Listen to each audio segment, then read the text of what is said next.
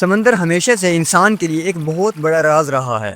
زمین کا تقریباً 70% حصہ پانی سے ڈھکا ہوا ہے، لیکن حیران کن بات یہ ہے کہ انسان نے ابھی تک سمندر کے صرف ایک چھوٹے سے حصے کو ہی مکمل طور پر دریافت کیا ہے۔ سائنسدانوں کے مطابق سمندر کی گہرائیوں میں آج بھی بے شمار راز چھپے ہوئے ہیں، ایسے راز جن کے بارے میں ہمیں ابھی تک کچھ معلوم نہیں۔ کچھ ماہرین تو یہاں تک کہتے ہیں کہ ہمیں چاند کے بارے میں سمندر سے زیادہ معلومات ہیں۔ یہی وجہ ہے کہ جب کبھی سمندر کی تہہ میں کوئی عجیب ڈسکوری ہوتی ہے تو وہ پوری دنیا کی اٹینشن اپنی طرف کھینچ لیتی ہے۔ سن 1967 میں یونان کے قریب بحیرہ ایجین کے پانیوں میں ایک ایسی ہی حیران کن ڈسکوری ہوئی جس نے ماہرین کو سوچنے پر مجبور کر دیا۔ اس ڈسکوری کے پیچھے ایک برٹش میرین ایکسپرٹ اور جیولوجسٹ تھا جس کا نام نکولس فلیمنگ تھا۔ فلیمنگ اپنی لائف کا زیادہ تر حصہ سمندروں اور قدیم ساحلی علاقوں کی ریسرچ میں گزار چکا تھا۔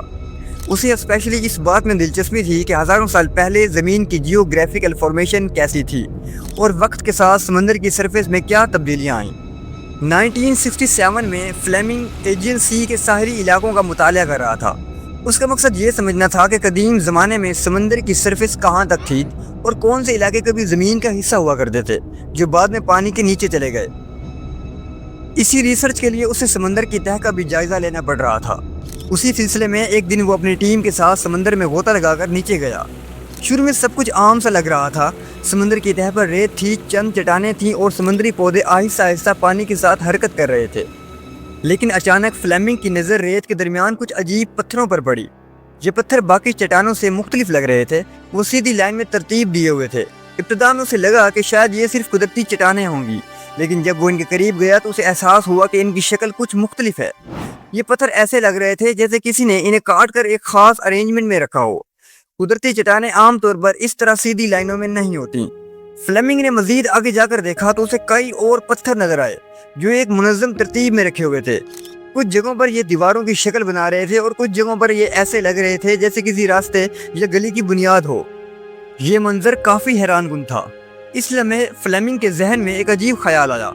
کیا یہ ممکن ہے کہ وہ سمندر کی تہہ میں کسی قدیم انسانی بستی کے نشان دیکھ رہا ہو؟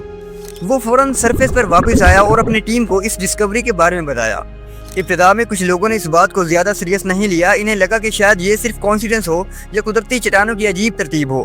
لیکن جب مزید غوطہ خور اس مقام پر گئے اور انہوں نے ان سٹرکچرز کو قریب سے دیکھا تو وہ بھی حیران رہ گئے۔ یہ واقعی قدرتی چٹانیں نہیں لگ رہی تھیں۔ ان کی شکل اور ترتیب واضح طور پر کسی انسانی تعمیر کی طرف اشارہ کر رہی تھی۔ اس کے بعد ماہرین نے اس مقام کی مزید تحقیق کرنے کا فیصلہ کیا۔ انہوں نے جدید سونار ٹیکنالوجی استعمال کی تاکہ سمندر کی تہہ کا مکمل نقشہ بنایا جا سکے۔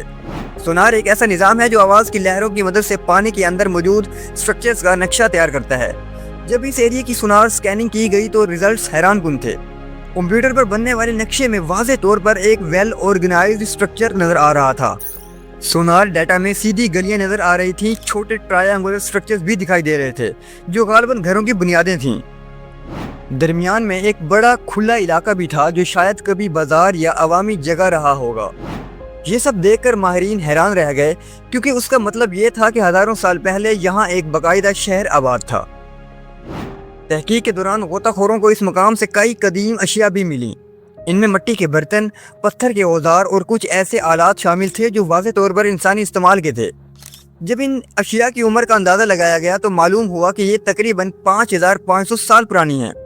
یہ ایک حیران کن حقیقت تھی کیونکہ اس کا مطلب یہ تھا کہ اس علاقے میں ہزاروں سال پہلے ایک منظم انسانی آبادی موجود تھی۔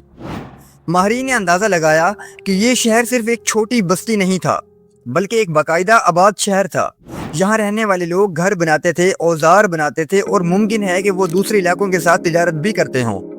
شاید یہاں بازار لگتے ہوں گے، لوگ ایک دوسرے سے خرید و فروخت کرتے ہوں گے اور بچے گلیوں میں کھیلتے ہوں گے۔ لیکن کسی وقت ایسا کچھ ہوا جس نے اس پوری تہذیب کو ہمیشہ کے لیے ملیا میٹ کر دیا۔ سب سے بڑا سوال یہ تھا کہ اگر یہ شہر واقعی موجود تھا تو پھر یہ سمندر کے نیچے کیسے پہنچ گیا؟ ماہرین کے مطابق اس کی کئی پاسبل ریزنز ہو سکتی ہیں۔ پاسبل ہے کہ کسی بڑے زلزلے نے اس علاقے کو تباہ کر دیا ہو اور زمین کا ایک حصہ نیچے دھنس گیا ہو۔ ایک اور نظریہ یہ ہے کہ ہزاروں سال میں سمندر کی سطح آہستہ آہستہ بڑھتی گئی اور آخرکار یہ شہر پانی کے نیچے چلا گیا۔ اسی دوران کچھ ماہرین کو ایک پرانی کہانی یاد آئی۔ یہ کہانی ایک یونانی فلسفر افلاطون کی بکس میں ملتی ہے۔ افلاطون نے اپنی بکس میں ایک پر اسرار شہر کا ذکر کیا تھا جسے اٹلانٹس کہا جاتا تھا۔ اس کے مطابق اٹلانٹس ایک انتہائی ترقی یافتہ تہذیب تھی جو سمندر کے درمیان ایک جزیرے پر آباد تھی، لیکن ایک دن ایک خوفناک قدرتی آفت آئی اور پورا شہر سمندر میں ڈوب گیا۔ صدیوں تک لوگوں نے اٹلانٹس کو صرف ایک افسانہ سمجھا۔ بہت سے ماہرین کا خیال تھا کہ افلاطون نے یہ کہانی صرف ایک مثال کے طور پر لکھی تھی، لیکن جب سمندر کی تہہ میں اس قدیم شہر کے آثار ملے تو یہ بات سامنے آئی کہ شاید اٹلانٹس صرف ایک کہانی نہیں بلکہ ایک حقیقت تھی۔ آج بھی دنیا بھر کے سائنسدان اور ماہرین سمندر کی گہرائیوں میں تحقیق کر رہے ہیں۔ ماڈرن ٹیکنالوجی جیسے سیٹلائٹ امیجز اور ڈیپ سی سکیننگ کی مدد سے سمندر کی تہہ کا مزید جائزہ لیا جا رہا ہے۔ ہر نئی تحقیق کے ساتھ کچھ نئے سراغ ملتے ہیں، لیکن ساتھ ہی مزید سوالات بھی پیدا ہوتے ہیں۔